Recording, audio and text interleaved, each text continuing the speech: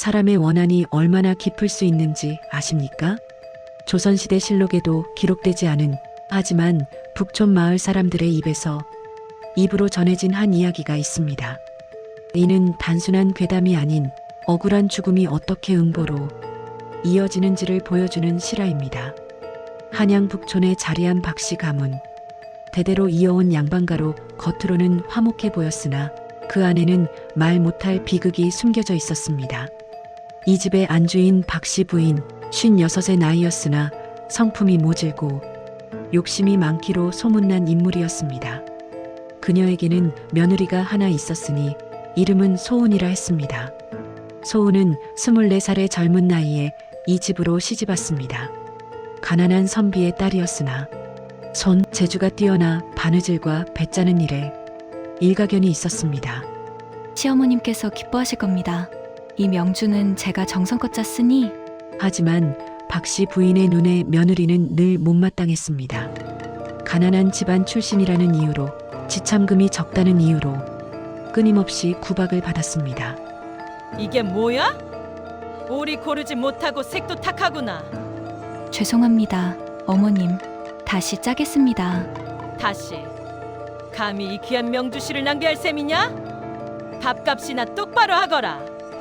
날이 갈수록 구박은 심해졌습니다.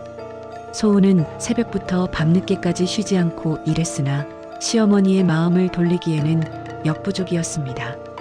그해 가을, 박씨 가문에 큰 소동이 일어났습니다. 박씨 부인이 아끼던 금비녀가 사라진 것입니다.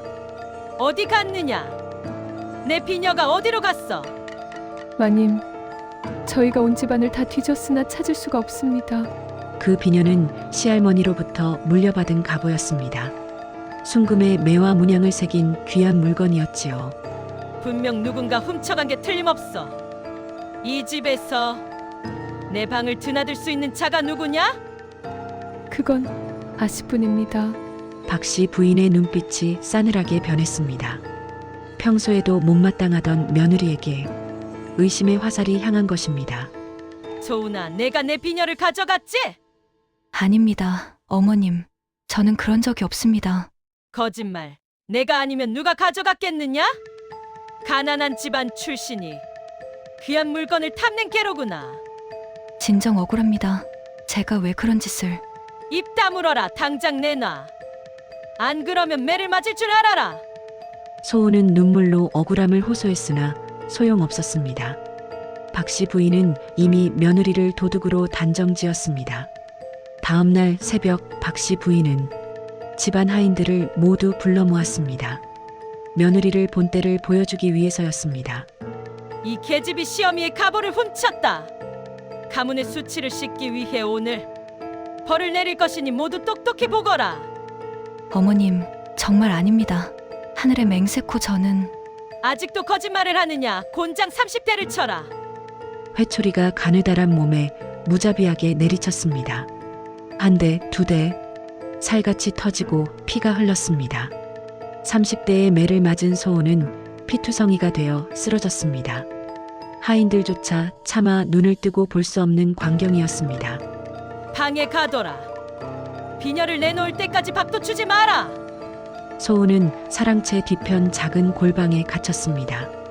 온몸은 상처투성이었고 억울함과 분함으로 가슴이 터질 것만 같았습니다. 사흘 동안 물 한 모금 받지 못한 소은은 기력을 잃어갔습니다. 하지만 그녀를 더욱 괴롭힌 것은 육체적 고통이 아니라 억울함이었습니다. 나는 죄가 없는데 이렇게 누명을 쓰고 죽어야 하는가. 하늘이시여. 그날 밤 소은은 결심했습니다. 이렇게 억울하게 사는 것보다 차라리 죽어서라도 결백을 증명하겠다고. 방 한편에는 그녀가 평생 사용하던 바느질 틀이 있었습니다. 배를 짜고 옷을 만들며 행복을 꿈꾸던 그 도구가 이제는 마지막 안식처가 되었습니다. 어머님, 저는 도둑이 아닙니다.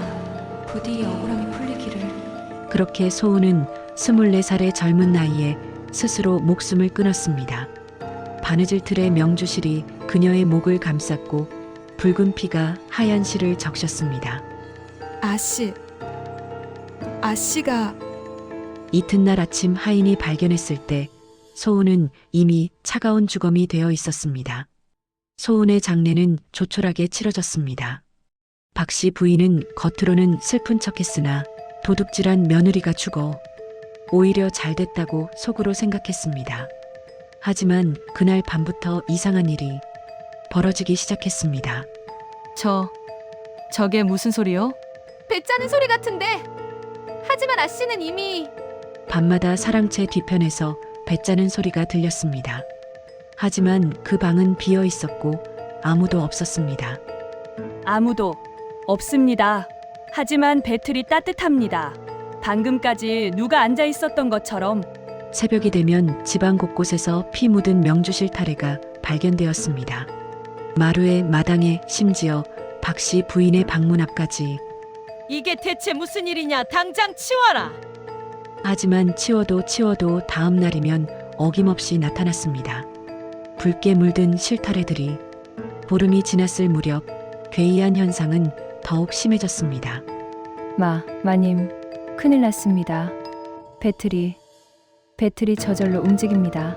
박 씨 부인이 사랑채로 달려갔을 때 정말로 배틀이 저절로 움직이고 있었습니다. 북이 왔다 갔다 하고 실이 저절로 짜여 나갔습니다. 이게 무슨? 그때였습니다.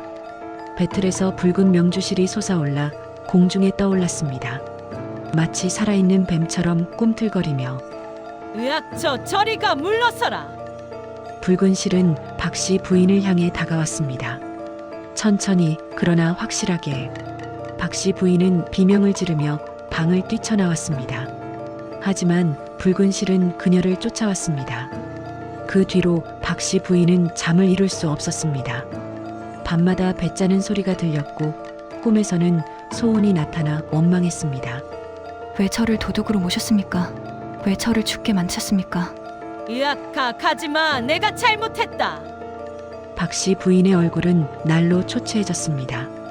밥도 제대로 먹지 못하고 밤마다 악몽에 시달렸습니다. 그리고 보름달이 뜬 어느 날 밤 마침내 그 일이 일어났습니다. 박 씨 부인이 잠들려 할 때 방문이 저절로 열렸습니다. 그리고 붉은 명주실 타래가 굴러 들어왔습니다. 안 돼. 안 돼. 실은 저절로 풀려나가며 박 씨 부인의 몸을 감아들었습니다. 발목, 다리, 허리, 가슴, 그리고 마침내 목까지. 실이 목을 조여왔습니다. 숨이 막혀왔습니다. 박 씨 부인은 필사적으로 실을 잡아당겼으나 소용없었습니다. 이제야 제 억울함을 아시겠습니까? 다음 날 아침 하인들이 발견한 박 씨 부인은 살아는 있었으나 말을 하지 못했습니다. 혀가 굳어버린 것입니다. 이상합니다. 외상은 전혀 없는데 혀가 움직이질 않습니다. 처음 보는 증세입니다. 어머님, 대체 무슨 일이 있으셨습니까? 박 씨 부인은 그날 밤의 일을 말하려 했으나 단 한마디도 할 수 없었습니다. 목에는 희미한 붉은 자국만이 남아 있었습니다. 이 자국은 마치 실로 목을 맨 것 같은데. 그 뒤로 박 씨 부인은 하루도 편할 날이 없었습니다. 밤마다 실이 나타나 목을 조여왔고 식음을 전폐하며 점점 쇠약해져 갔습니다. 견디다 못한 박 씨 부인은 집을 떠나기로 했습니다. 먼 시골 친척집으로 몸을 피한 것입니다. 어머님, 몸조리 잘하시고 빨리 돌아오십시오. 하지만 소은의 한은 거리로 사라지지 않았습니다. 한양을 떠난 지 사흘째 되던 날 박 씨 부인은 한 주막에 묵게 되었습니다. 하지만 그날 밤 마지막 밤이 찾아왔습니다. 또다시 배 짜는 소리가 들렸습니다. 이번에는 더 크게, 더 선명하게. 방문이 열리자 붉은 명주실이 홍수처럼 밀려 들어왔습니다. 방 안을 가득 채우며 박 씨 부인을 감싸 안았습니다. 다음 날 아침 주막 주인이 방문을 열었을 때 박 씨 부인은 이미 숨이 끊어져 있었습니다. 얼굴은 창백했고 눈은 크게 뜨인 채 무언가를 응시하고 있었습니다. 아니, 어르신. 그렇게 박 씨 부인은 타양에서 객사했습니다. 억울하게 죽인 며느리의 한을 피할 수 없었던 것입니다. 박 씨 부인의 장례를 치른 뒤 집안 정리를 하던 중 놀라운 일이 벌어졌습니다. 도련님, 여길 좀 보십시오. 뒤뜰 장독대를 옮기던 하인이 땅속에서 무언가를 발견한 것입니다. 이게 무엇입니까? 낡은 보자기에 쌓인 물건이 나왔습니다. 펼쳐보니 그 안에는 가족, 이건 어머니의 금비녀, 그리고 이 붉은 실은 사라졌던 금비녀가 있었습니다. 그리고 그 옆에는 붉게 썩은 명주실 한 타래가 있었습니다. 그렇다면 아 씨는 정말 결백했던 것이 아닌가. 알고 보니 비녀는 도둑 맞은 것이 아니었습니다. 박 씨 부인이 한창 정신이 혼미하던 때 스스로 뒤뜰에 묻어두고 잊어버린 것이었습니다. 하늘이시여, 그럼 아씨는 아무 죄 없이 매를 맞고 죽은 것이 아닙니까? 소은은 정말로 결백했습니다. 아무런 죄 없이 도둑으로 몰려 혹독한 매질을 당하고 억울하게 죽었던 것입니다. 그 뒤로 박 씨 가문에서는 다시는 이상한 일이 일어나지 않았습니다. 배짜는 소리도 들리지 않았고 붉은 실타래도 나타나지 않았습니다. 가족들은 뒤늦게나마 소은의 결백을 알고 깊이 뉘우쳤습니다. 소은의 무덤을 정성껏 단장하고 작은 사당을 지어 매년 제사를 지냈습니다. 사람들은 말합니다. 억울한 한은 반드시 풀린다고. 설령 이승에서 풀리지 않더라도 하늘이 알고 땅이 안다고. 이 이야기는 수백 년이 지난 지금까지도 북촌 마을에 전해집니다. 억울하게 죽은 며느리의 한과 그 한이 어떻게 응보로 돌아왔는지를 지금도 그 집터 근처를 지나는 사람들은 이따금 이상한 소리를 듣는다고 합니다.